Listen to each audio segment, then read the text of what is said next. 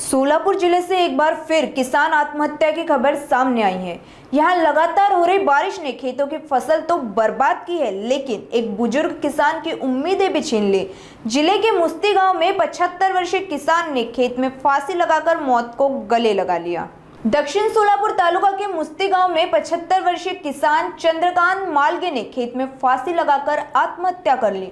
उनके पास सिर्फ 3 एकड़ जमीन थी और वही उनकी आजीविका का एकमात्र सहारा था। लगातार हो रही भारी बारिश ने उनकी 3 एकड़ जमीन पर लगी फसलें पूरी तरह बर्बाद कर दी। आर्थिक संकट से जूझ रहे किसान यह सदमा बर्दाश्त नहीं कर सके।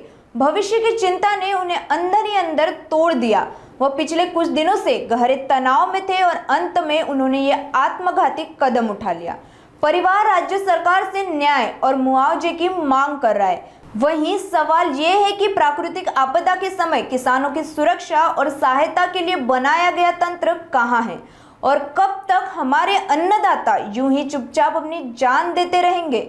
माझं नाव बसवेश्वर विश्वनाथ करपे। काल शेताला मुलगा जाऊन सोडला शेतात, परत संध्याकाळी घरी आला मुलगा। सकाळी गेल्यानंतर बघतो तर वडील आत्महत्या करून घेतले। तर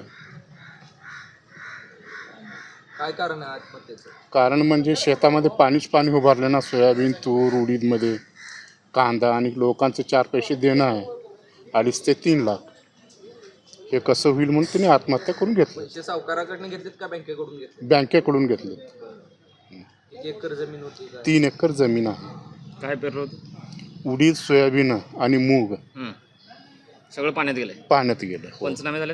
हो, चालू आहे। काय मागणी काय शासनानं काय आहे मदत करावं हीच अपेक्षा आमची। मी नागनाथ रेवणशेत माळगे, राहणार मुस्ती। आमचे चंद्रकांत गुरुपदप्पा माळगे काल सकाळी शेताला गेले होते, म्हणजे शेताकडे बघण्यासाठी गेल्यानंतर तिथं सगळीकडे पाणी दिसालं त्यांच्या वावरामध्ये। तिथं उडीद होतं, मूग होतं, परत कांदे होते।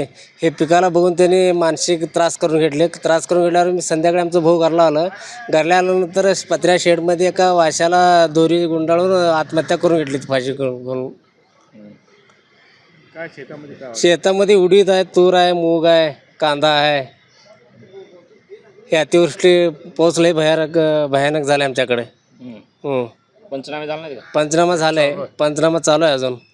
लोकांचे 4 पैसे द्यायचे, ते उसण्यावर घेतलेले असते। ते उसने कुणाकुणा 10-5 असं 2-2.5 लाख रुपये द्यायचे होते लोकाला।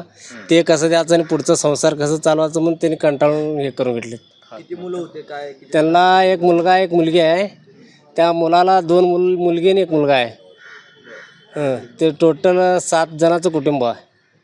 काय मागणी आता? काय शासन काय तर मदत करावं